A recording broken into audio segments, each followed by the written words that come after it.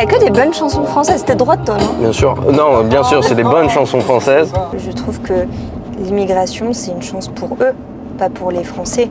J'estime que quand on vient dans un pays, on s'intègre. Ma question, c'était surtout pour ceux qui viennent de banlieue, qui veulent bosser, qui veulent s'en sortir. Comment on les pousse à s'élever socialement? Est-ce que l'élévation sociale en France, aujourd'hui, c'est toujours possible? À droite. Décidément. Est-ce qu'il y a certaines idées à gauche qui te parlent? Non. Et ça, c'est une question d'ordre national. Est-ce que tu penses que la prochaine élection présidentielle se jouera sur les réseaux? Le matcha, C'est de gauche, mais bobo. alors c'est quelle gauche? C'est quel candidat, par exemple? Bah, c'est Glucksmann, ça fait du pilate à côté, tu vois. La viande? La viande, c'est la nature, c'est tout le monde, c'est l'humanité. Non, la viande, c'est de droite. C'est vrai que c'est vachement de droite, quand même.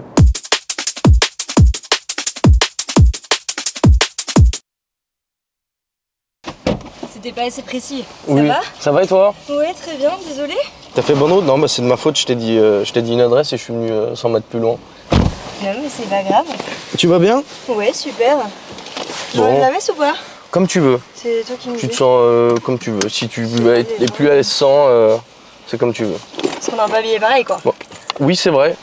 Un petit peu, ouais. C'est marrant. Et Nickel. t'as jamais eu d'accident? Non, pas encore. Ok. J'espère pas que ce sera aujourd'hui. Et genre, si les flics nous arrêtent, c'est... Si les flics nous arrêtent, pour le moment, j'ai pas eu de mauvaise surprise. Pour commencer, Ouais, je te propose que tu te présentes. Si tu veux, on se tutoie. Ce sera c'est peut-être plus simple, plus sympa. D'où est-ce que tu viens? Je viens de Biarritz, Ok, du Pays Basque. ok. T'as vécu là-bas longtemps? Ça fait combien de temps que t'es sur Paris? Alors, j'ai grandi là-bas jusqu'à Ouais. mes 18 ans, jusqu'à la terminale, où j'ai fait un bac ES à Ok. l'époque. Et ensuite, je suis partie à Bordeaux pour une classe préparatoire littéraire. J'étais Ok. en Hippocagne et en Cagne. Et après, je suis allée à Paris Ok. pour faire un master de sciences politiques, puis un master de journalisme. Ouais. J'ai jamais quitté le Paris parce qu'en fait, j'ai travaillé à Paris. Ok. J'ai été journaliste sportive Ok, chez Sud Radio. Ok. Parce que j'adore le rugby, étant donné que je viens du Pays Basque, c'est vraiment le sport local. Ok. Ça m'a beaucoup plu. Et ensuite, j'ai voulu faire une expérience dans le privé. Ok. J'ai travaillé chez AXA France, donc dans Ouais. les assurances. Je travaillais auprès du directeur général. Ok. Et ensuite, bien entendu, vu que je suis adepte de la politique, j'ai voulu travailler en politique. Ok. Et j'ai travaillé pour Jean Lassalle, que tu as interviewé. Oui, oui, j'ai fait mes recherches, j'avais vu ça. Ouais. Donc t'as fait quoi exactement avec lui? Je faisais toute sa com. C'était hyper intéressant parce qu'en plus c'était juste avant le Covid. Et la première fois donc quand j'ai commencé à travailler avec lui, il m'a amené au salon de l'agriculture. Ok. Donc super expérience. Ouais. C'était vraiment une star. J'avais l'impression d'être avec Madonna là-bas. Ouais. Genre tout le Tu monde m'étonnes, l'arrêtait. surtout ouais. là-bas au salon de l'agriculture. Ok. Et comment t'as été amené à le rencontrer? Si tu veux, vu que je suis originaire du Pays Basque, moi je l'ai vu en fait quand j'étais toute petite, je l'ai rencontré parce que Ok. j'ai un père qui fait de la politique également. Oui. Donc ils sont assez proches. Ok. Et à cette époque, je me reconnaissais plus vraiment chez les Républicains. Ok. Et j'avais quand même envie de travailler en politique, mais je ne savais pas pour quel élu je voulais bosser. Ok. Et je me suis rapprochée de gens que je connaissais depuis longtemps. Et puis le feeling a bien pris. J'ai travaillé pour lui et puis il m'a d'ailleurs soutenue lors des élections législatives de 2024 quand j'étais candidate. Ok. Lui, il a pas de parti. Alors il a un parti qui s'appelle Résistons. Résistons. Et ce qui est assez sympa, c'est que l'engagement est réellement sincère. Moi, toutes les personnes que j'ai rencontrées qui étaient chez Résistons, ils vouent une admiration folle pour Jean Lassalle, quoi. Donc c'est très beau. Et pourquoi, selon toi, les gens apprécient Jean Lassalle plus qu'un autre politique? Parce qu'il est proche du peuple. Je pense qu'il parle vrai. Ouais. C'est un homme de terrain. Moi, j'ai énormément appris avec lui. Ok. C'est assez marrant parce que quand je dis aux gens que je travaille pour Jean Lassalle, ça fait souvent sourire. Aussi bien des gens de droite que des gens de gauche. Ouais. Et pourtant, je pense que c'est là où j'ai le plus appris, emmagasiné, parce qu'on est allé à la rencontre de plein de Français. Ouais. En fait... T'avais fait le tour en bus Oui, tout à fait. Ouais. J'ai fait le tour de France avec lui. Je l'ai également accompagné quand il était invité, par exemple, dans des associations étudiantes au coin de la France. Ok. Et en fait, c'est un homme qui, une fois qui fait voilà, son discours qui se présente, qui reste avec les gens. Et par exemple, j'ai un très bon souvenir de lui où on était allé à Lille, à l'université de la Cato. Okay. Et ensuite, après sa conférence, il m'avait dit viens, on va rester avec les jeunes. On avait dîné avec les jeunes et on avait même fait la fête avec les jeunes. Tu vois. Ok. Donc, Ouais. tous les politiques ne font pas ça. Ça correspond à l'image que j'ai eue quand j'ai pu le rencontrer chez lui, à Lourdios, Icher. Ouais.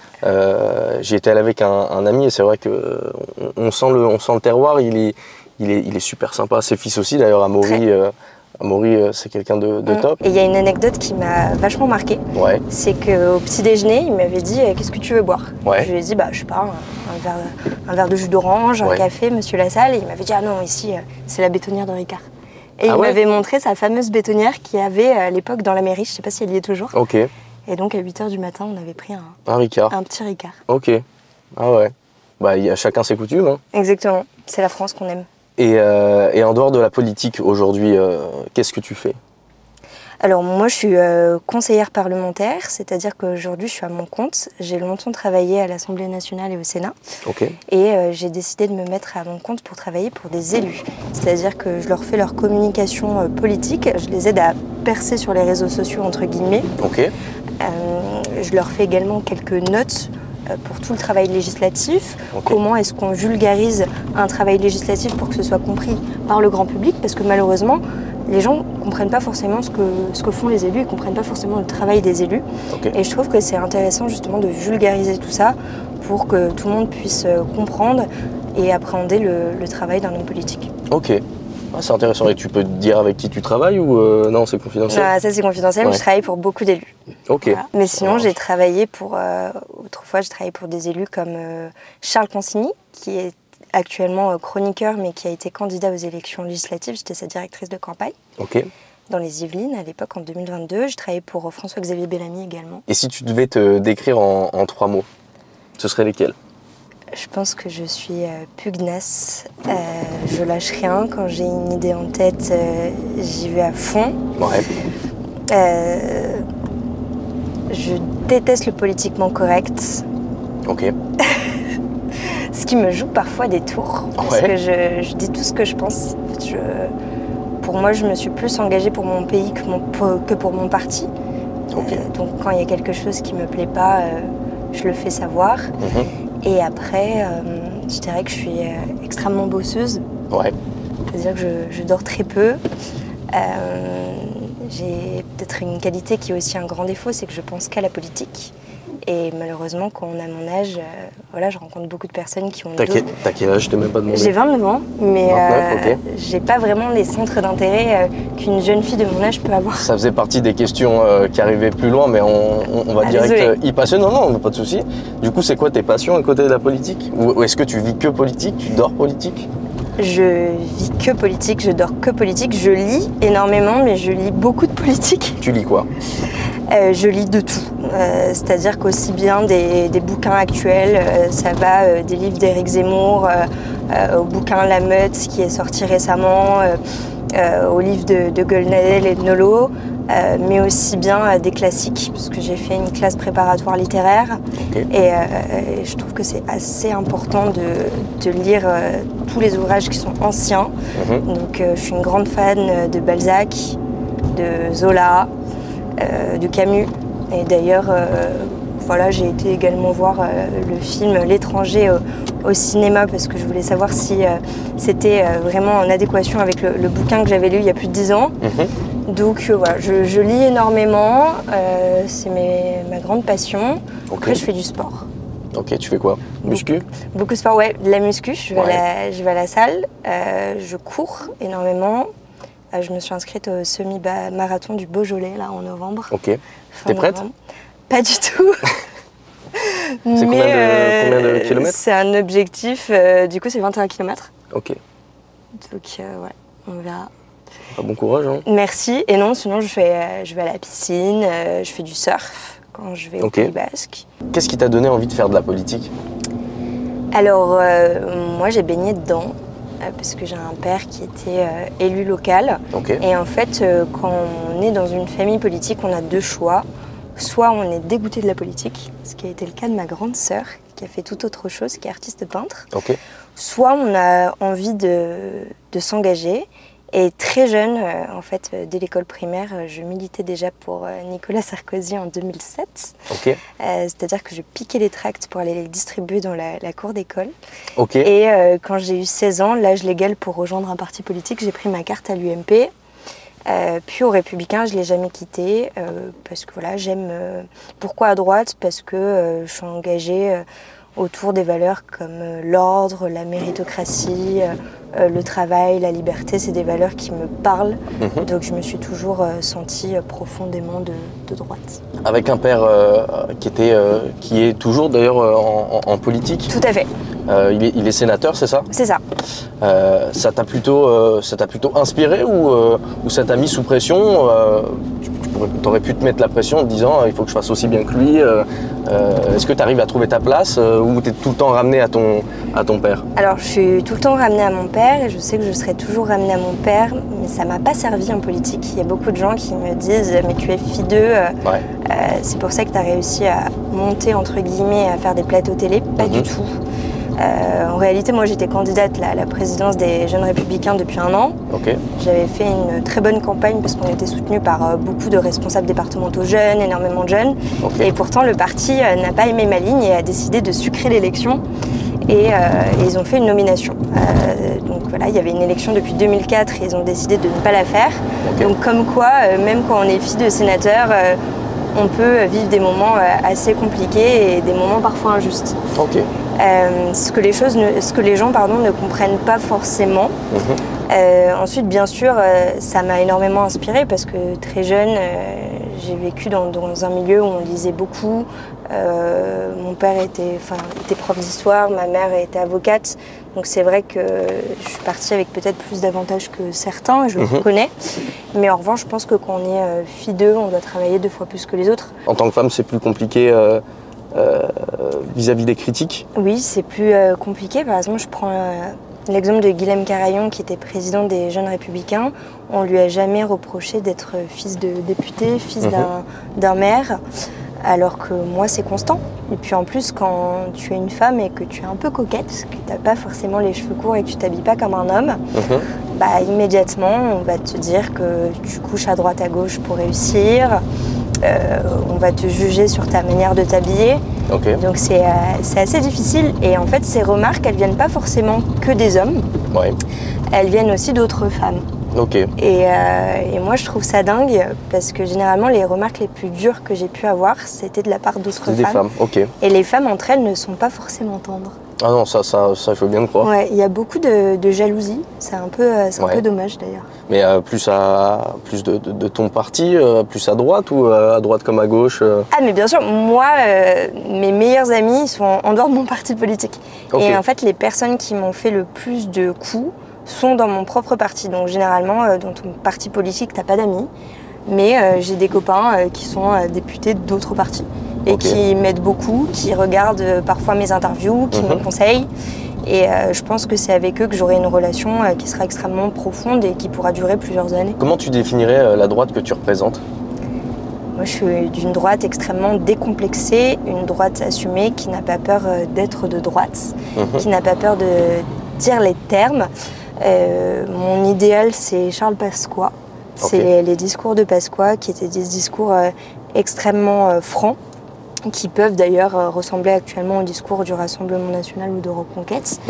Et en fait, je pense que si la droite n'a plus peur d'être de droite, on arrivera justement à faire redescendre le Rassemblement national. Et c'est pas du tout ce qui se passe parce que depuis plusieurs années, depuis Nicolas Sarkozy, les Républicains ont choisi un centre un peu mou.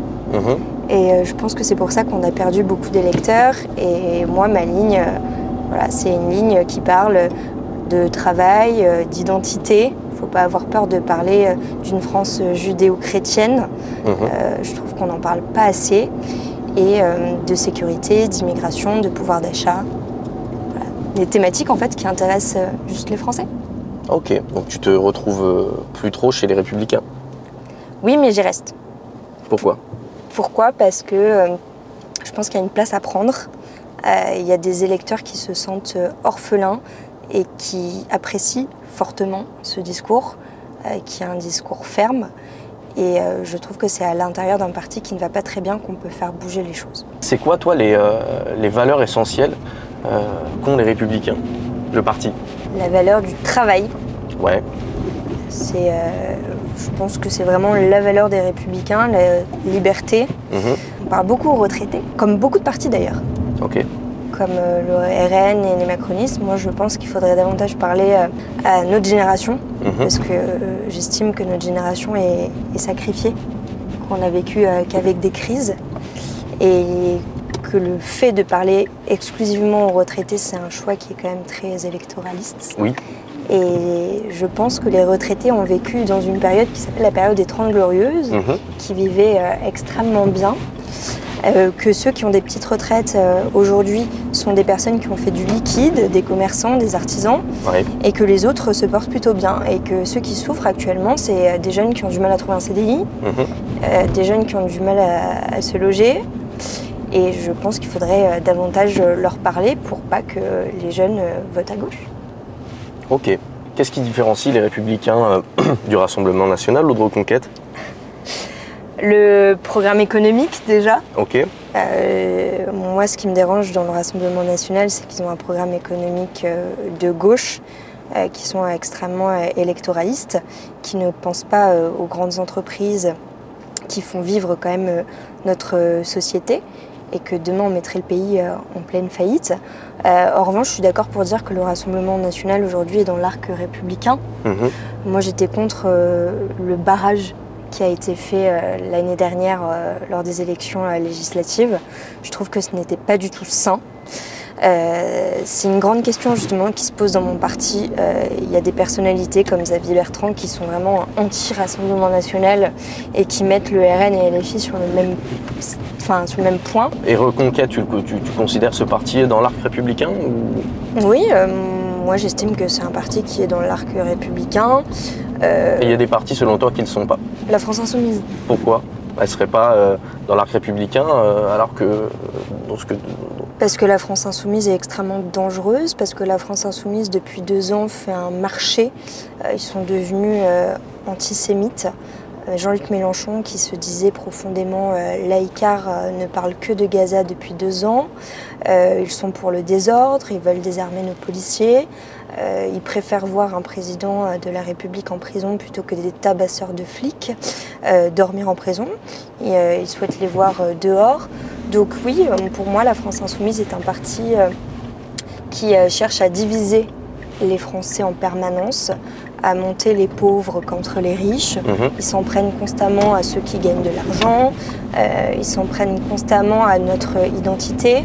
Ils ne supportent pas qu'on soit une France chrétienne, ils détestent nos paysages, ils détestent nos églises, ils détestent notre culture. Ils vont aller chercher le vote des quartiers.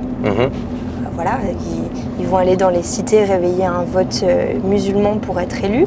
Et je trouve que c'est extrêmement dangereux. D'ailleurs, si tu regardes les tweets que font la France Insoumise, il n'y a jamais de tweet sur la France. Enfin, on se demande s'ils ont été élus députés français ou députés gazaouis, quoi. Et qu'est-ce que tu proposerais aux banlieues, toi?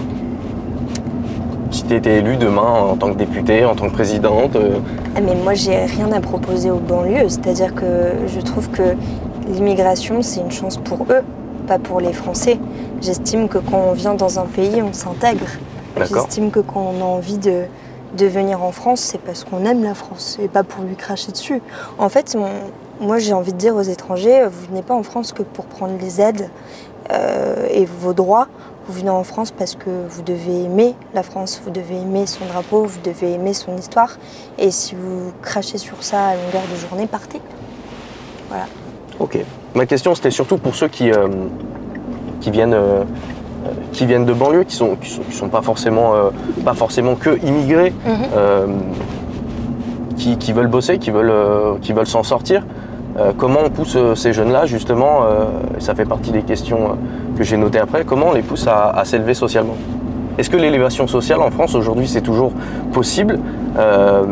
Ou alors, en fait, si demain, on a un père qui est ouvrier, que son père à lui était ouvrier, est-ce que c'est possible de s'en sortir, de devenir cadre, dirigeant, en sachant que dans la famille, personne ne l'a été? Est-ce que c'est pas plus dur qu'à une époque? Non, c'est possible avec beaucoup de volonté. Il y a énormément de personnes qui ont réussi, qui viennent de milieux ouvriers et qui ont réussi à s'en sortir. Moi, je prends l'exemple, par exemple, de mon père, qui, sa maman a été coiffeuse, son papa était ouvrier, et pourtant, il a travaillé 2 fois plus que les autres. Il était à l'école publique. Il ne sortait pas le week-end pour travailler, il n'avait pas d'argent et il a passé des concours qui lui ont permis de réussir. Donc je pense qu'on a beaucoup de volonté, c'est certes des sacrifices, c'est certes ne pas être tenté de sortir le soir avec les copains, copines, mais bosser, étudier. C'est compliqué quand on n'a pas une structure et des parents qui nous cadrent, je le conçois. Est-ce que pour toi l'État a un rôle à jouer là-dedans ? Où en fait c'est chacun mène sa propre barque et fait ses propres expériences et de ce fait les gens en tirent les conclusions et adaptent leur vie en fonction de ça. Déjà j'estime que l'école est un moyen d'ascenseur social, c'est-à-dire qu'on peut tous par l'école s'élever à condition de travailler et après je pense que c'est à chaque personne de se responsabiliser et également aux parents. Moi, je suis affligée de voir qu'il y a des parents aujourd'hui qui n'engueulent plus leurs enfants. À une époque, quand l'enfant se comportait mal en classe et qu'il était puni par le professeur, les parents à la maison leur mettaient 2 paires de claques et ça se passait très bien. Pourquoi il faudrait qu'on revienne à ce système ? Mais bien sûr, actuellement, on a des parents... T'as pris des claques, toi ? J'ai pris des claques et ça ne m'a pas dérangée et je vais très bien et je m'entends extrêmement bien avec ma famille, je leur en ai jamais voulu et ils avaient raison à un moment de me punir parce que je me suis mal comportée. Aujourd'hui, on a des parents d'élèves qui vont aller contester en permanence les décisions des profs et quand des profs vont virer des enfants de cours, ils vont aller se plaindre. C'est pas normal en fait. Enfin, je suis désolée, l'enfant roi, c'est pas possible. On parle souvent de méritocratie comme une valeur fondamentale de la droite. Donc ça suppose qu'un individu peut réussir par l'effort, la détermination, même en partant de zéro. Oui. C'est quoi ton avis sur... c'est un sujet d'actualité, c'est quoi ton avis sur la taxation de l'héritage ? On a pu entendre certains députés proposer de taxer davantage l'héritage, tout en sachant qu'en France on est déjà beaucoup taxé. Alors, c'était les propos de Yael Braun-Pivet qui est complètement hors sol. Encore une fois, ça nous montre que la Macronie est complètement déconnectée des réalités. Moi, je trouve que c'est d'une absurdité absolue dans la mesure où il y a beaucoup de parents qui se sont sacrifiés, qui ont bossé toute leur vie, qui n'ont peut-être pas vu leur enfant pour leur laisser quelque chose. Donc, il faut arrêter de vouloir taxer les gens. Moi, j'en ai marre aussi dans ce pays qu'on taxe les gens qui travaillent et qu'on permette à des personnes qui ne travaillent pas depuis des mois ou des années de s'en sortir. Et voilà, on est dans une France de l'assistanat actuellement. Je trouve ça déplorable. Il y en a qui vont gagner plus en restant à la maison, en étant au chômage, plutôt qu'en allant bosser, en étant ouvrier ou en travaillant dans un bar. Et c'est pas normal au bout d'un moment. Il y a des familles qui vont toucher la CAF. Moi, j'en peux plus de toutes ces aides. D'ailleurs, généralement, moi, j'analyse ma fiche de paye et entre le brut et le net, c'est impressionnant tout ce qu'on donne, la manière dont on est taxé. Et j'ai pas l'impression que nos services publics se portent mieux. Je suis désolée, mais si tu vas à l'hôpital ou si tu prends les transports, c'est quand même déplorable. On a les pires services publics au monde. Parfois, j'ai l'impression qu'on est dans le tiers-monde. Donc voilà, moi je suis pour beaucoup moins de taxes. Je trouve que les Français sont beaucoup trop taxés. Je trouve que les classes moyennes sont étranglées par tous les impôts qu'on peut avoir. Donc les valeurs de la droite, c'est moins taxé. Ok. De ta droite à toi. De ma droite. La vraie droite. Ta droite à toi. Chacun a sa conception de... les autres, elles sont quand même un peu plus extrêmes. La droite classique, si tu veux. Ok. L'extrême droite aimerait taxer davantage les classes moyennes ? Marine Le Pen a un programme qui, quand même, taxe beaucoup. Et chez Reconquête ? Moins. Non, moi, je suis plutôt d'accord avec la ligne économique de Sarah Knafan. Ok. On a le droit d'être d'accord avec nos adversaires politiques. Bien sûr. Tu me fais un superbe pont, là. Est-ce qu'il y a certaines idées à gauche qui te parlent ? Tu t'attendais pas à celle-ci? Je réfléchis. Non. Rien du tout? Non, parce que la gauche s'est perdue. Moi, j'aimais bien cette gauche qui était laïque, qui voyait la laïcité comme un pilier républicain. Malheureusement, quand je regarde aujourd'hui le Parti socialiste, les écolos et la France insoumise, j'ai l'impression qu'ils se sont complètement perdus. Donc non, moi je supporte plus cette gauche. Et si tu me parles également de la gauche Glucksmann, qui est une gauche bobo, de la bien-pensance, voilà, qui sont des gens qui ont fait Sciences Po, qui vont nous expliquer qu'il faut davantage de mixité, mais qui en fait veulent pas prendre le RER pour prendre des taxis toute la journée, et qui vont boire du matcha à 8 € et qui vont dire qu'il faut absolument accueillir toute la misère du monde alors qu'ils habitent dans le 5e ou 6e arrondissement de Paris. Non, je m'y reconnais pas du tout. Ok. Voilà. Donc il n'y a aucune idée? Non. Rien du tout? Mais comme quoi? Je sais pas. Parce qu'ils en proposent plus trop des idées, moi j'ai l'impression. Je sais pas, alors je parle pas des impôts qu'ils souhaitent augmenter, mais je sais pas. Bah même toi tu sais pas, tu vois. Bah me pose pas la question, moi à droite comme à gauche, moi je me mets pas dans la sauce. moi je suis neutre. Ouais. Je suis neutre, évidemment. J'ai du mal à trouver aussi. J'ai mes avis à moi, mais moi je sais plus ce que pense la gauche en fait. Moi la gauche de Jean Jaurès, elle m'allait très bien, tu vois. Et qui l'a représenté? Actuellement personne ne la représente. Et à une époque? J'aimais bien la gauche de Strauss-Kahn, la gauche de Cazeneuve. Ça me parle, tu vois. Okay. C'est une gauche qui est républicaine. Mais actuellement, la gauche d'Olivier Faure qui veut mettre des drapeaux palestiniens sur les frontons des mairies, ça suffit quoi, on est en France, non? Il me semble que tu défends une immigration choisie et maîtrisée. Oui. Comment ça se traduit concrètement? Ça se traduit par le fait que si tu souhaites venir en France, c'est parce que tu as envie de travailler en France. Tu as envie de faire quelque chose, d'apporter ta pierre à l'édifice à la France, d'être utile à ce pays qui t'accueille. Ainsi, donc moi je pense qu'il faut que les personnes qui viennent en France s'assimilent à nos coutumes, à notre langue, qu'ils apprennent à parler français, qu'ils connaissent notre histoire, donc qu'ils étudient et qui ensuite travaillent. Et à la première faute, qu'ils soient renvoyés dans leur pays. C'est-à-dire que les délinquants étrangers, je demande à ce qu'ils soient expulsés. C'est d'ailleurs ce qui se passe aux États-Unis. Quand un étranger commet un délit aux États-Unis, il est renvoyé chez lui et tout le monde trouve ça normal. Et comment ça fonctionnerait typiquement, on a vu des OQTF. Déjà, on applique mais si le pays veut pas. OQTF. Eh bien, on fait un rapport de force. Enfin, actuellement, avec l'Algérie, on n'a fait aucun rapport de force. C'est pas normal que Paul M. Sansal déjà n'ait pas été libéré. Voilà, il faut couper les aides avec l'Algérie, c'est tout. Dans ton programme, celui que jadis, peut-être. T'évoquais l'école, l'autorité, la transition écologique, la protection du littoral. Quels sont selon toi les sujets les plus urgents à traiter dans ta circonscription? Alors, il me semble que c'était Biarritz, hein? Oui, tout à fait. Donc c'est le Pays Basque, la 6e circonscription des Pyrénées-Atlantiques. Nous, on a un gros souci actuellement de logement. C'est-à-dire qu'on a des biarros qui ne peuvent plus se loger, même des habitants du Pays Basque qui n'arrivent plus à se loger. Pourquoi?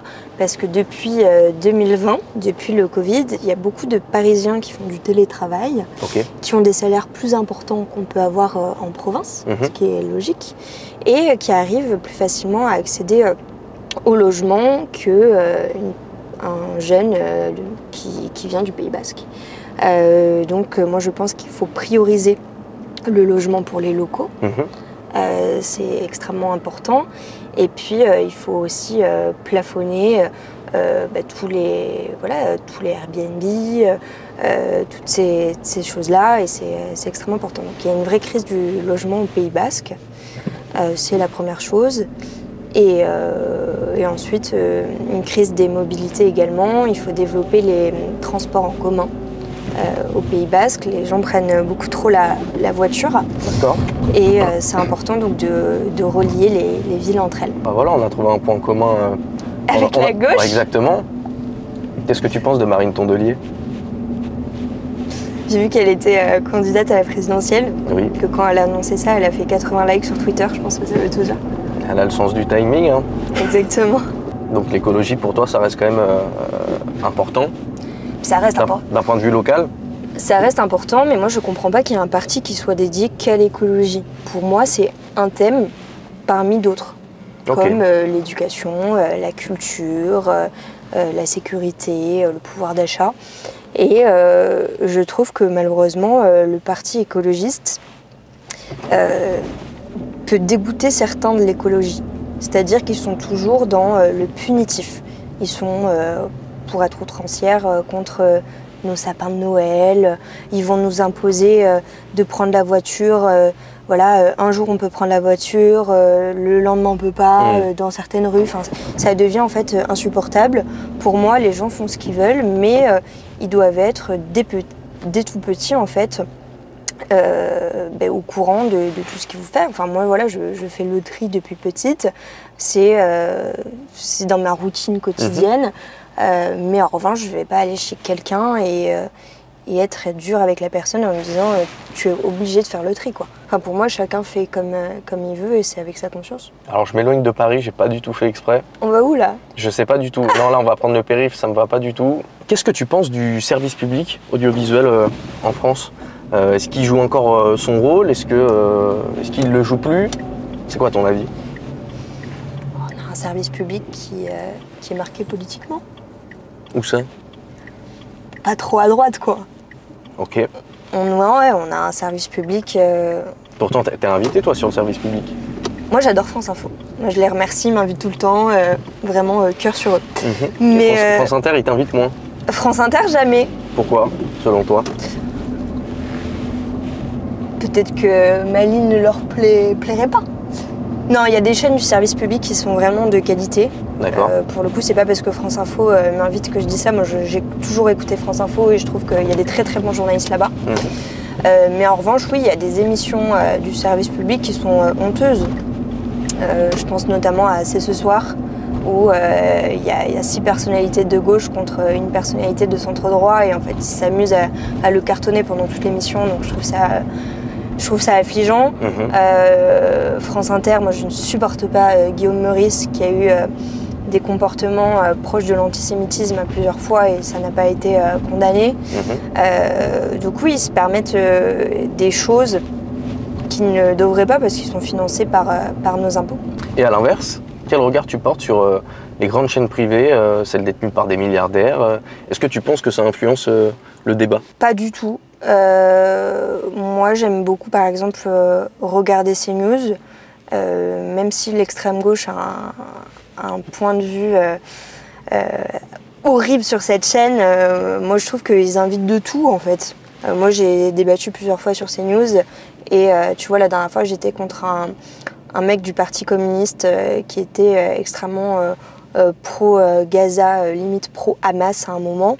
Et il y a eu un clash et pourtant j'ai pu débattre face à lui. Donc ils invitent vraiment toutes les personnalités. Okay. Je trouve pas que ce soit Bolloré qui façonne les journalistes. Les journalistes ont le droit de dire ce qu'ils veulent. Et je trouve qu'il y a des très bons journalistes dans ces chaînes. Ok. Je te propose qu'on se fasse une petite séquence musique, blind test. Ok. Je vais te faire écouter des musiques françaises. Ouais. Tu vas essayer de deviner de qui il s'agit. Si tu arrives à... Je suis très nulle à ça. C'est vrai? Ouais. Si tu arrives à... Le but, c'est que tu me donnes le titre et où l'auteur. Ok. Et tu essaies de me donner une figure politique qui puisse s'apparenter à cette musique. À qui te fait penser cette musique? D'accord. Je pensais que tu allais me mettre du rap. Non. Ça, c'est Delpech. Ouais. Ça va. Le chasseur. C'est ça. Ok, à qui ça me fait penser? Ouais. La chasse, le terroir, Jean Lassalle. Non, il y en a d'autres qui lui ressembleront plus. Faut que tu trouves quelqu'un d'autre. Ok. Parce que toi, t'as déjà les réponses. Non, non, pas forcément de réponse. Non, en vrai, je peux accepter Jean Lassalle, mais j'ai d'autres musiques qui te parleront plus sur Jean Lassalle. Il y a qui du Terroir actuellement? C'est vrai que Jean Lassalle, c'est quand même la le figure seul, qui... non non, mais c'est écoute, pas parce que les mecs de Reconquête portent une Barbore qu'ils sont du Terroir. oui, on reste sur Jean Lassalle, mais faudra qu'on essaie de trouver un autre, Ah ouais. un autre après. Ok, on enchaîne. Ah, Toi, t'as le titre quand même. je connais la chanson. Soir sur un banc, 5 minutes avec toi. Regardez les gens tant qu'il y en a. En fait, je peux te la chanter, mais j'ai plus. Tu peux me la chanter? Vas-y, on t'écoute. Mais j'ai pas le titre. Non, mais t'as l'auteur. T'as regardé, je t'ai vu.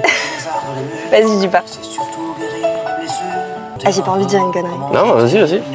Non, j'ai pas le titre. Il n'y a pas de fausse réponse. Hein, si t'as... Bah si, après, ils vont me cartonner avec ça. Bah dis-moi.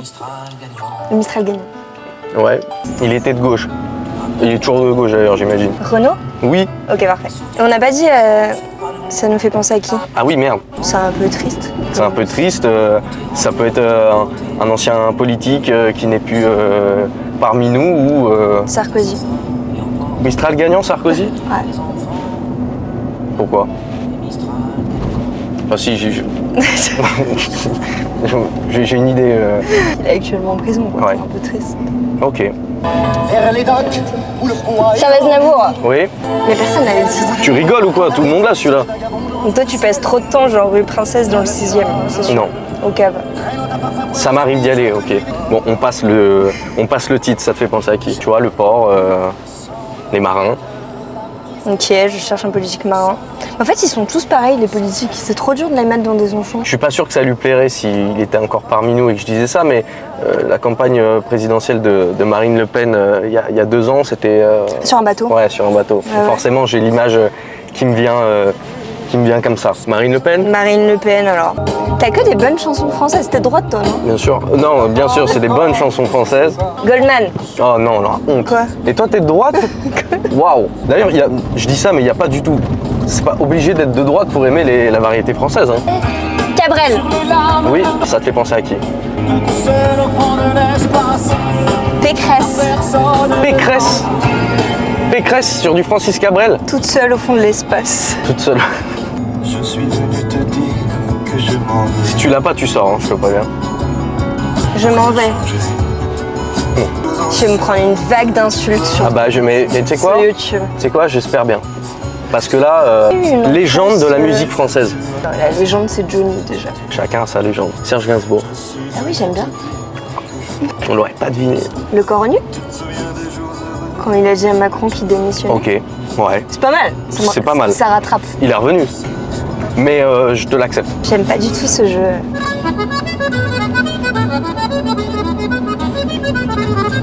T'as voulu voir Vesoul et on a vu Vesoul. Vesoul. Jacques Brel. T'as voulu voir Ouais. Honfleur et on a vu Honfleur. J'ai pas regardé. T'es sûr que t'as pas regardé? De toute façon, je le verrai à la cam, hein, les gens. Si, j'ai regardé, putain. Et ça te fait penser à qui? Vesoul. Bah, Hollande. Ça peut être Hollande. S'il te plaît, si tu l'as pas. Ah si, je connais. C'est un endroit qui ressemble à la Louisiane, à l'Italie. On dirait le Sud. On dirait le Sud. C'est le Sud de Nino Ferré. Mais je sais ça, j'allais le dire. Ah merde. Tant dure longtemps. Ça te fait penser à qui, le Sud? À moi. À toi? Ok, ça peut. Il est engagé à droite. Enfin, il est engagé. Vas-y, donne des indices. Il aimait... chaque année, il dit qu'il arrête de faire des albums et à chaque année, il refait un album. Sardou. Oui. Ça va. Tu veux le titre? Oui. Je l'ai pas. La maladie d'amour. Ah voilà, logique. Cette musique, elle me fait penser à ma grand-mère qui n'est plus parmi nous. Et en fait, elle était fan de Sardou. Ok. Et c'est que bien tard après que j'ai commencé à écouter Sardou. Et du coup... T'es un peu un jeune vieux. Moi, je suis un jeune vieux. Bah oui, j'aime bien en fait connaître voilà, l'histoire musicale qu'il y a dans chaque pays. Tu vois, je vais aux États-Unis, je vais me renseigner sur... T'es de droite, quoi. Je suis sûre qu'il est de droite. Sardou? Non, toi. Moi? T'es gêné, là. Non.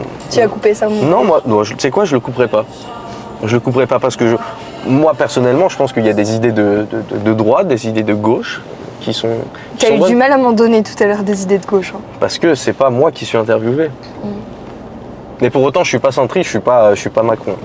Ok, Voilà. c'est déjà bien. C'est l'artiste préféré de. C'est pas grave, nique ma voiture. Y a pas de. Ne t'excuse pas surtout, hein. Hésite pas. J'en peux plus des vélos. Ça, je connais. Attends. Paul Naref. Oui. Il te fait penser à qui? Goodbye Marilou. Un au revoir.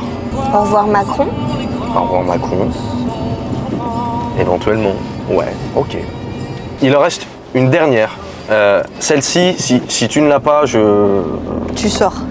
Non, tu sors. Si tu ne l'as pas, c'est assez grave.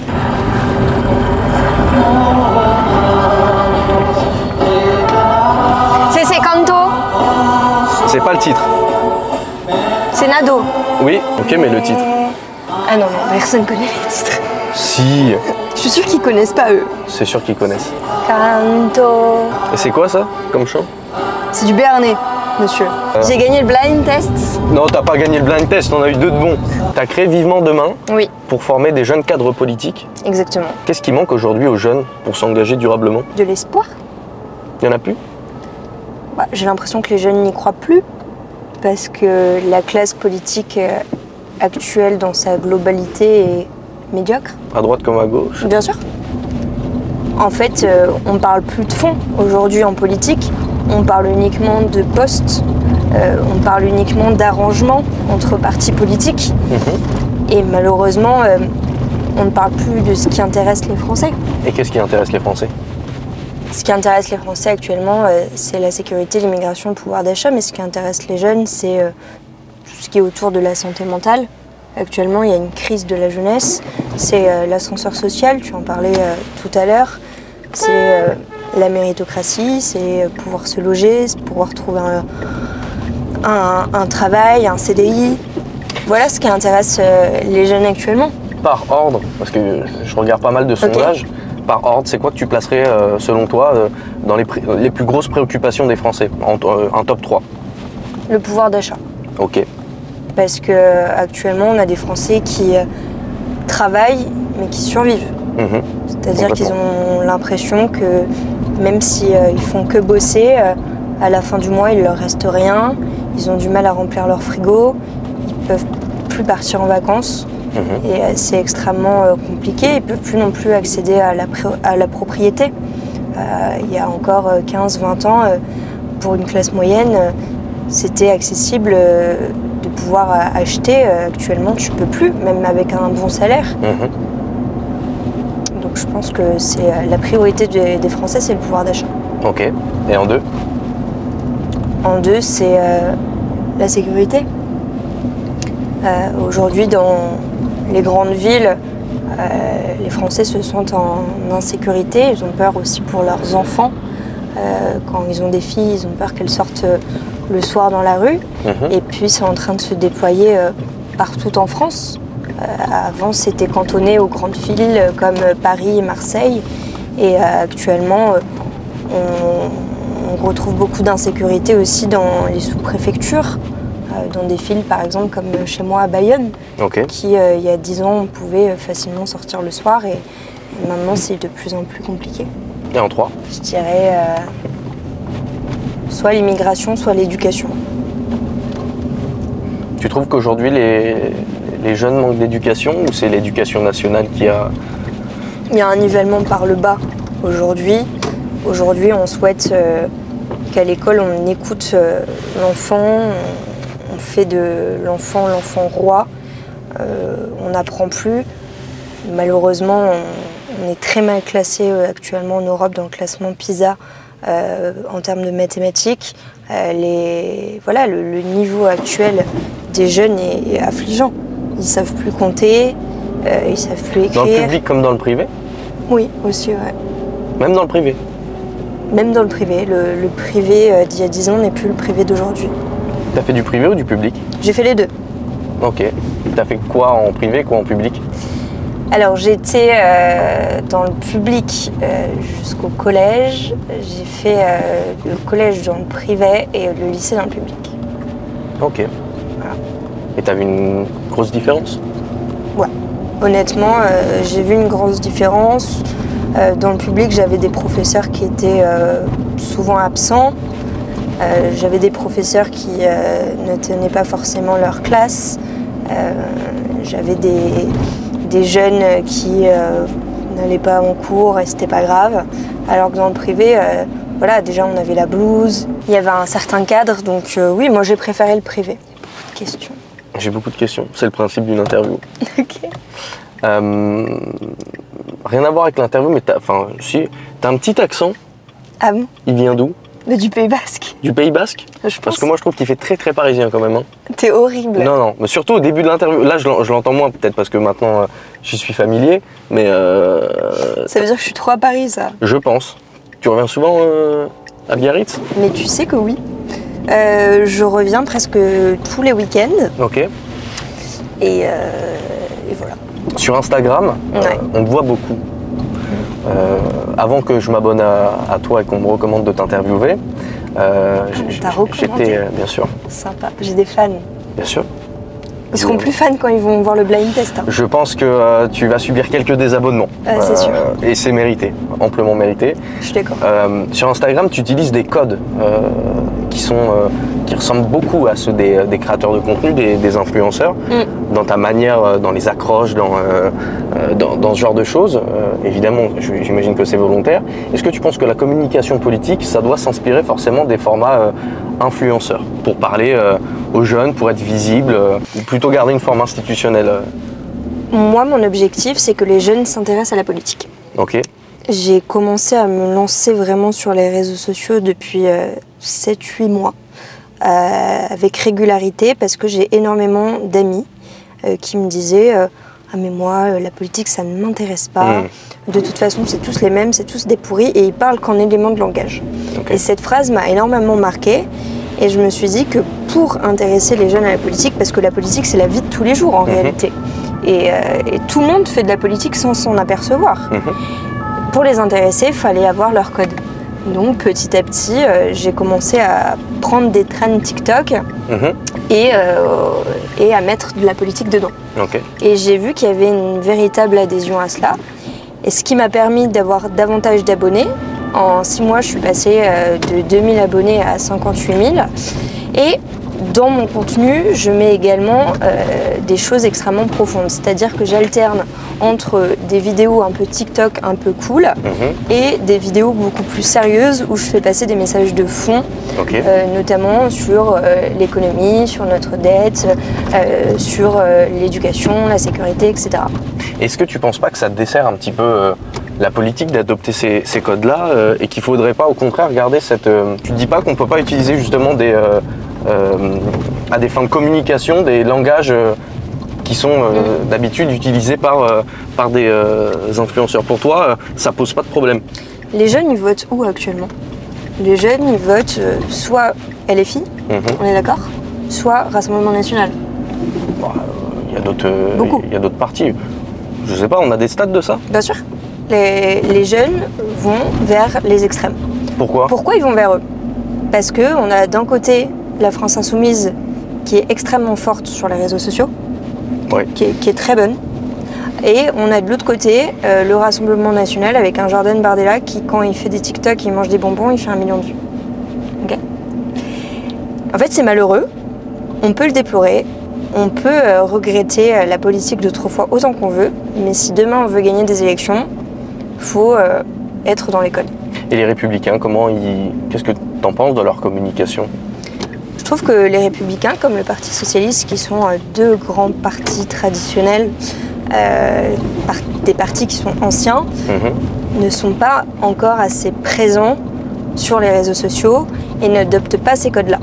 On n'a aujourd'hui aucun élu qui est bon sur TikTok, qui est bon sur Instagram, et on n'a aucun élu qui touche les jeunes. Moi, je le vois très bien. Moi, j'ai fait un tour de France où j'ai été dans 64 départements à la rencontre des jeunes républicains. On a très peu de jeunes républicains actuellement. C'est-à-dire que quand j'allais dans des grandes villes comme Marseille ou Paris, au maximum, j'avais 40 jeunes. Et quand j'allais dans des plus petites villes, je pouvais avoir 5 jeunes, tu vois. Ok. Et alors que Pour toi, il faudrait plus de... il faudrait que le parti puisse se rajeunir pour faire adhérer au plus grand nombre et toucher... Moi, j'estime qu'un parti doit être intergénérationnel. Et en fait, il y a des codes à adopter en fonction des réseaux sociaux. C'est-à-dire que sur Twitter, tu ne vas pas parler comme sur Instagram. C'est-à-dire que sur Twitter, tu t'adresses davantage aux journalistes. Parce que les journalistes sont tous sur Twitter, donc tu vas avoir des codes qui sont un peu plus institutionnels. Sur Facebook, tu vas davantage t'adresser à un électorat qui est plus âgé. Moi, c'est l'électorat de ma circonscription. Donc, je ne vais pas mettre les mêmes vidéos sur Facebook que je mets sur Instagram. Et sur Instagram et sur TikTok, j'ai beaucoup plus de jeunes. Et ça, c'est facile à voir, tu les vois dans tes statistiques. Moi, quand je vois mes stats, sur Instagram, je suis suivie par des personnes entre 18 et 35 ans, majoritairement. Alors que sur Facebook, j'ai des personnes de plus de 60 ans, tu vois, qui me suivent. Donc évidemment, tu vas pas leur parler pareil, en fait. Genre sur Facebook, je vais pouvoir faire un long pavé que des personnes plus âgées prendront le temps de lire. Sur Instagram, si je te fais un long pavé, même toi, tu vas pas le lire. Bien sûr. En fait, tu vas vouloir zapper. Parce que ce réseau social, c'est regarder une vidéo qui fait 45 secondes, pas plus, parce qu'après les gens zappent, avec des sous-titres, une musique sympa et plein d'images qui se superposent. Parce que c'est les codes de cet outil-là. Donc tu peux le déplorer, certes, mais si tu veux gagner, au bout d'un moment, faut t'adapter, quoi. Je trouve que c'est dommage de désacraliser quand même le... Mais moi, je suis entièrement d'accord avec toi. Je trouve que c'est... La limite, elle est quand même très, très fine entre... on veut communiquer au plus grand nombre. Mais qui nous a mis dans ça? C'est Emmanuel Macron en 2017. Emmanuel Macron, il est arrivé à l'Élysée, il a invité Big Flo et Oli, il a commencé avec ses ministres à être omniprésent sur les réseaux sociaux. McFly et Carlito, tu voulais dire. Voilà, je suis très nulle. Tout ce qui est en dehors de la politique, je suis vraiment naze. Big Flo et Oli, c'est des rappeurs, ils auraient jamais accepté. Ouais. Et voilà, ils ont commencé à être omniprésents sur les réseaux sociaux. On a des Attal qui font des TikTok toute la journée et ça marche, quoi. Donc au bout d'un moment... Et tu penses, et ça c'est une question d'ordre national que je te pose, est-ce que tu penses que la prochaine élection présidentielle se jouera sur les réseaux, comme on a pu le voir en Roumanie, il y a eu... Voilà, il y a ce qui s'est dit une ingérence russe et d'ailleurs en ce moment Macron tient des conférences au sujet justement des risques. Est-ce que tu penses que les prochaines présidentielles elles peuvent se jouer sur TikTok? Évidemment, parce que les gens regardent beaucoup moins la télévision, la radio je t'en parle même pas, et la presse écrite ils ne lisent plus. Et moi il y a beaucoup de journalistes qui m'ont dit t'es beaucoup plus influente en faisant tes vidéos sur TikTok et Instagram quand tu fais 1 million de vues, plutôt que quand tu viens dans notre émission et ça ne marche pas. Et c'est pour ça que, d'ailleurs, moi, mes passages médias, je les relais systématiquement sur les réseaux sociaux pour montrer justement que je suis pas qu'une nana qui va te faire une trend TikTok, mais que j'ai aussi un peu de fond et que je suis capable de débattre. Donc, après, si je peux me permettre, le passage sur les plateaux télé, je pense qu'aux yeux du grand public, ça permet aussi d'avoir une sorte de légitimité. Oui. Et donc ça, le montrer en plus de ça sur les réseaux, ça apporte une validation supplémentaire. On peut appeler du social proof. Disons. Je suis d'accord avec toi. Ouais, donc tout à fait. Les gens ils sont quand même, voilà, quand tu passes sur des plateaux télé, tu as une certaine responsabilité. Et c'est pas tout le monde qui est invité sur des plateaux télé. Donc les gens, je pense qu'ils y accordent encore une importance. Pour autant, pour être visible par le plus grand nombre, c'est sûr qu'on n'a pas trouvé mieux que les réseaux sociaux. Bah, tu vois, quand un homme politique passe à la télé, généralement, les gens ils vont pas forcément regarder. En revanche, ils vont regarder ce qui a été diffusé sur les réseaux. Ouais. Tu vois, ce matin, typiquement, Rachida Dati a dit qu'elle entendait quand Gabriel Attal avait dit qu'il ne comprenait plus le président de la République. Et elle a dit, mais moi, je ne comprends pas que le président de la République ait nommé Gabriel Attal Premier ministre. Ça, personne ne l'a vu en direct. Mais en revanche, tout le monde se l'est envoyé sur les réseaux. Et ça a fait des millions de vues. Et moi, c'est comme ça que j'ai été informée de ça. Ok. Donc oui, à mon avis, 2027 se jouera sur les réseaux sociaux. Ok. Et il faudra des bons communicants et des experts Je me porte volontaire pour un candidat. En com, et du coup, j'ai une question à te poser. Tu as fait les élections législatives. Ouais. T'as pas été élu. Les prochaines législatives, est-ce que ce sera d'actualité? Ah, évidemment. Ok. Mais c'est ce mandat-là, ça ne deviendrait pas l'idée de devenir maire de Biarritz, par exemple? Alors, moi, je serai sur la liste de la maire actuelle à Biarritz pour être adjointe. Ok. Parce que je trouve que c'est important d'avoir un ancrage local. Je trouve qu'il y a beaucoup de députés actuellement qui sont complètement hors sol parce qu'ils ne sont pas élus locaux. Et en fait, avant 2017, pour accéder à un poste tel que député ou sénateur, il fallait impérativement être élu. Et Emmanuel Macron a cassé ce système-là, que je déplore fortement. Donc moi, je souhaite avoir une expérience d'élu local, en parallèle peut-être de mon expérience d'élu qui est plus nationale, parce que le mandat de député, c'est un mandat qui est national. Ok. Donc oui, je serai candidate. Tu l'as jamais encore annoncé? C'est une exclue? Si, moi, quand... Les gens savent.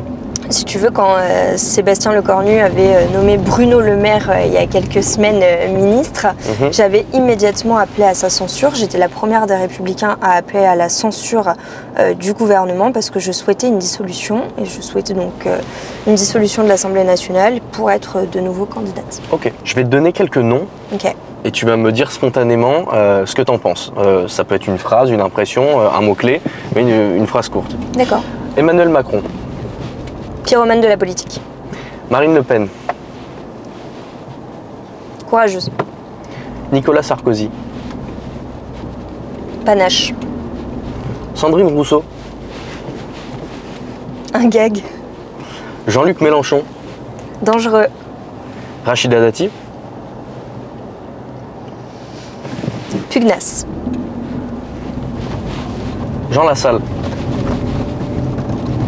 Je l'adore. Le meilleur. Yael Braun-Pivet. Hors sol. Bruno Retailleau. L'ordre. Bruno Le Maire. Le Mozart de la finance. C'était pas Macron, ça? Aussi, les deux, je dirais. Ok. Parce que c'est à cause de lui qu'on en est là. Il a fait flamber les caisses. Mathilde Panot. Aucun intérêt. Louis Boyard. Un dealer qui devrait pas faire de politique et qui influence beaucoup trop les jeunes, à mon avis. Louis Sarkozy. Je l'aime beaucoup, il est extrêmement talentueux, il est courageux parce qu'il prend énormément de critiques.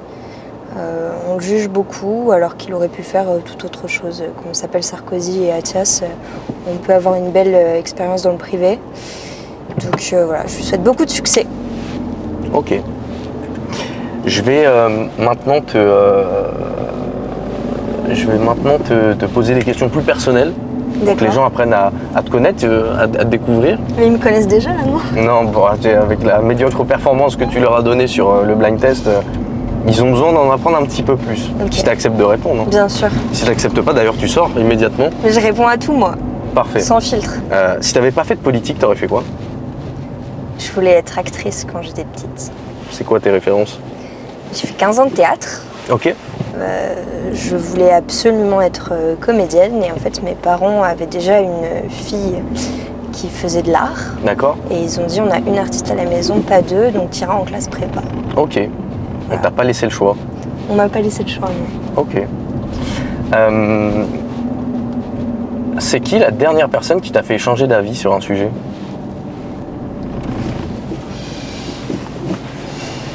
Je suis très bornée. Ah ouais? Ouais, c'est mon grand défaut. Il y a personne, même avoir un petit peu plus de nuances ou... Non? Là, je l'ai pas, tu vois.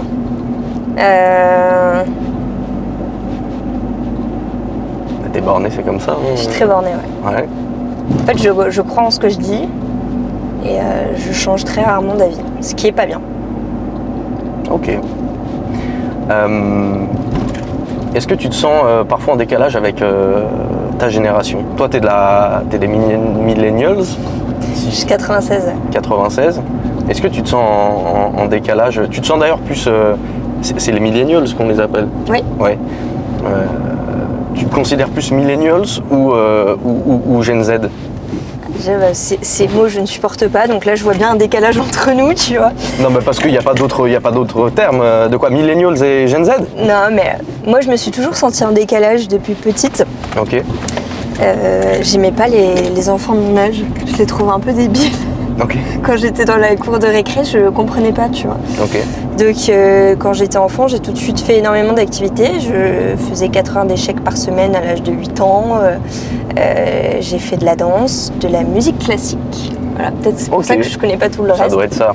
Mais tu vois, j'ai fait de l'alto, j'ai fait de la harpe, j'ai fait 15 ans de théâtre. Enfin, j'essayais un maximum de m'occuper. Donc c'est vrai que j'arrivais pas avec les gens de mon âge et j'adorais rester avec les adultes. Ok. J'adorais être à la table des adultes, les écouter pendant des heures. T'avais un peu le syndrome Macron, plus jeune.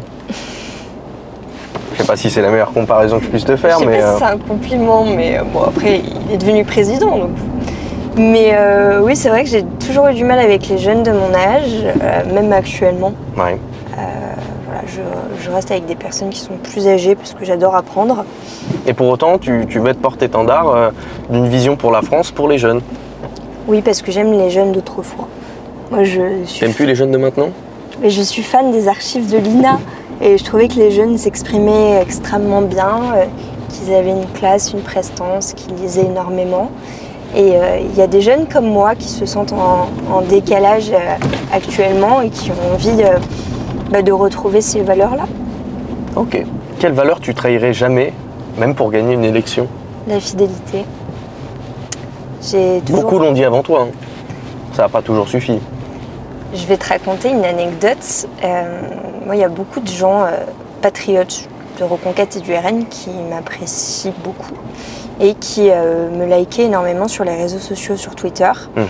Et quand ils ont vu que j'avais défendu corps et âme Nicolas Sarkozy, parce que c'est la première personne pour qui je me suis engagée, j'ai pris une vague d'insultes. J'ai vu ça. Je suis pas abonné à toi, mais je t'ai vu passer. C'était affolant. C'est-à-dire que les mêmes personnes qui me likaient disaient que j'étais fantastique une semaine avant. On dit que j'étais la nouvelle Pécresse, que j'étais là parce que j'étais une fille à papa, que j'étais conne. Alors que, excuse-moi, mais quand Stanislas Rigaud, Guilhem Carayon étaient omniprésents sur les médias pendant plusieurs mois, on leur a jamais dit ça, quoi. On pouvait être en désaccord avec eux, on pouvait les insulter sur le fond, mais non, moi c'était oh là là. Puis ils m'ont critiqué sur mon maquillage, sur mes vêtements. Mais ça m'a fait rire. C'était très violent, mais ça m'a fait rire parce que je me suis dit, s'ils me critiquent que sur ça et pas sur le fond, c'est qu'au final, c'est un peu de jalousie et c'est bien bas. Voilà. Ok, ça marche. Et la question qu'on doit absolument jamais te poser en plateau, est-ce que tu as quelqu'un dans ta vie? Je réponds plus à cette question. Pourquoi? Parce que je me suis longtemps affichée avec quelqu'un qui faisait de la politique. Et ça m'a servi... Ça t'a desservi? Ça m'a beaucoup desservi, ouais. Okay. Ça m'a beaucoup desservi. Ça nous a fait rompre à un moment. Donc voilà, je garde ma vie privée. Ok. Donc t'as quelqu'un. Là, je te propose que tu complètes mes phrases. Okay. Je vais te donner des phrases, des débuts de phrases, et toi tu les complètes. C'est pas une interview, c'est un jeu. À ta guise. En France, il n'y a pas assez de... Justice. En France, il y a trop... D'assister. Pour une vie meilleure, il faudrait... Plus de bienveillance. Biarritz est une ville... Incroyable. Mais n'y venez pas, restez chez vous. Ok, très sectaire. La Gen Z est... Non, pardon, la génération de ceux que t'aimes pas. Ah oui, je comprenais pas. Ok. Et une génération qui, je l'espère, sera prometteuse. Je fais bien des éléments de langage, t'as vu? Oui, là, c'est... tu te fous de la gueule du monde, là. Non, et pas assez cultivée. Ok. Je vais me faire des ennemis.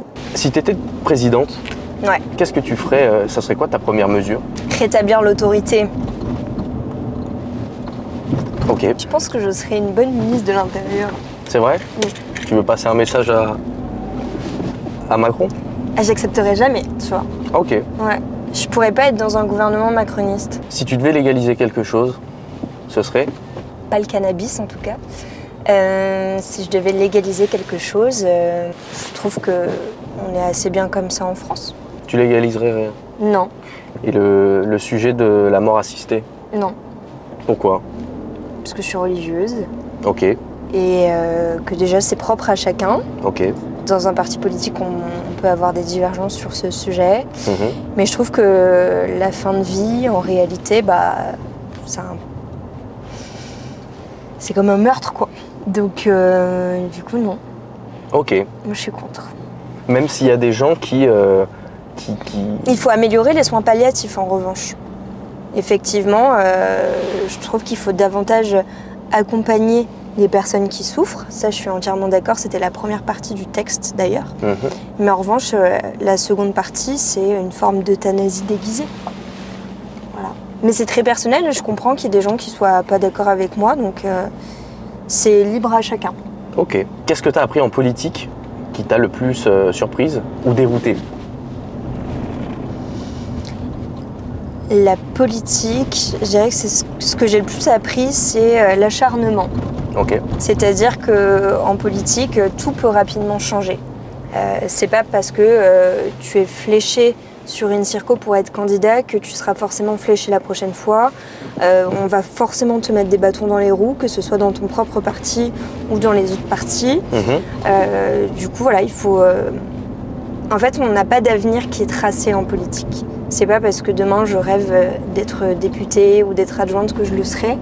Il y a peut-être des gens qui vont me passer devant. Il y a peut-être des gens qui vont me mettre des bâtons dans les roues, ce que je disais. Donc, il faut être extrêmement déterminé. Ok. Qu'est-ce qui te motive personnellement à continuer à t'exposer dans un monde politique souvent dur, voire violent? On t'en parlait tout à l'heure, après ta position sur la détention de Nicolas Sarkozy. Comment tu gères cette pression? Est-ce que tu rentres chez toi, ça a plus d'impact, tu arrives à faire une pause? Mais vu que tu m'as dit que c'est en continu la politique, tu t'arrêtes jamais vraiment, t'as pas peur de mourir d'un infarctus à 30 ans? C'est bientôt en plus.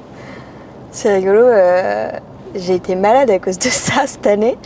Parce que du coup j'ai fait 64 départements, je dormais pas. En fait je travaillais la semaine et tous les week-ends je partais à 5h du matin le samedi pour aller visiter des départements et faire des meetings auprès des jeunes.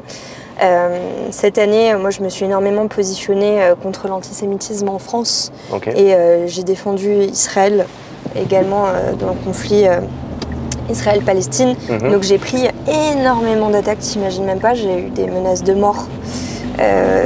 Voilà, j'étais sous protection policière. Donc évidemment, à un moment, tu te dis à quoi bon? Pourquoi est-ce que j'ai pas d'une jeune fille de mon âge?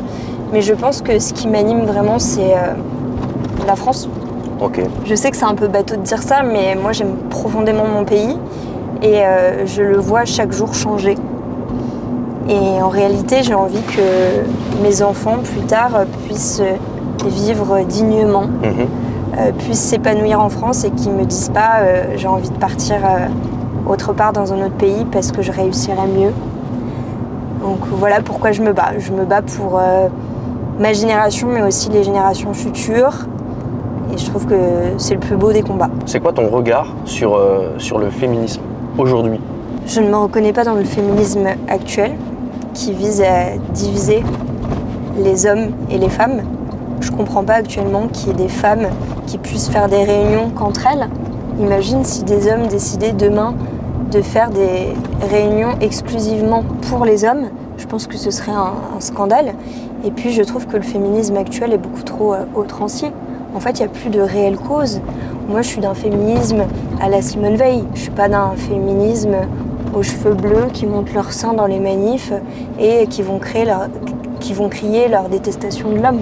C'est pas du tout ma conception du féminisme. Non. On peut être de droite et être féministe?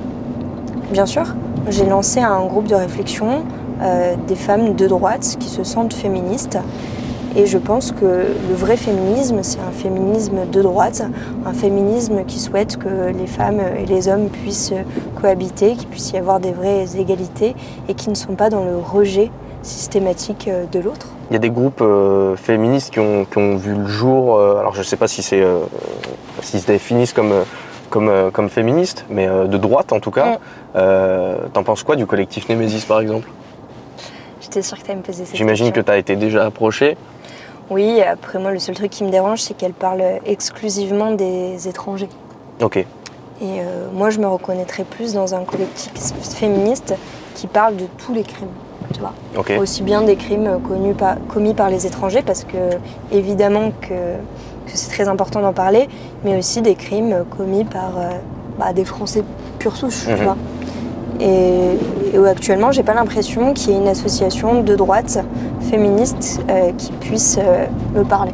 Est-ce qu'on peut définir une personne par le seul biais de son orientation politique? Bien sûr.